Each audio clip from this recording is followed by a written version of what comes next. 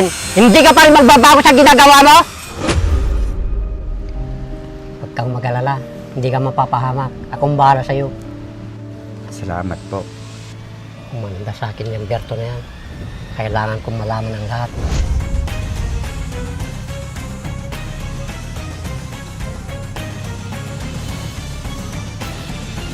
Pinagkatiwalaan kita, Berto, sa trabaho at pera. Pero anong ginawa mo? Mang Romeo, napaliwanag po ako. Sige, anong ipapaliwanag mo? Ang panluloko mo sa akin at sa mga tao ko? Dapat, noon pa lang, di na kita pinagkatiwalaan. Kasi may nagsasabi na manluloko ka. Pati kasamahan mo, dinamay mo pa sa kalukuhan mo. Hindi ko po sinasadya, Mang Romeo. Patawarin niyo po ako. Hindi maganda ang manluloko sa kapwa at pakainin mo ang pamilya mo nanggaling sa nakaw. Nagipit lang po kasi ako, Mang Romeo. Kaya, kung nagawa yun. Kung hindi ka pa nahuli, ibig sabihin, hindi ka pa rin magbabago sa ginagawa mo?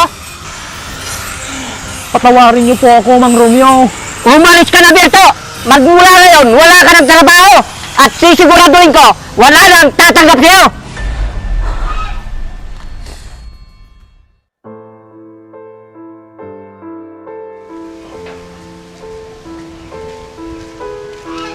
Boss Romeo, ano po nangyari? Alam nyo ang lahat. JR at Piolo. Pasensya na, Boss Romeo. Mahal po namin yung trabaho namin. Alam ko, natatakot lang kayo na ipaalam sa akin ang totoo. Hindi ko kayo tatanggalin sa trabaho nyo. Salamat, boss. Maraming salamat, Boss. Sige, balik na kayo sa trabaho nyo.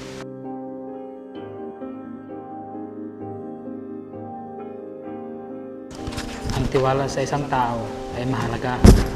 Kaya dapat huwag natin itong sirain. Pahalagaan natin ito at ingatan.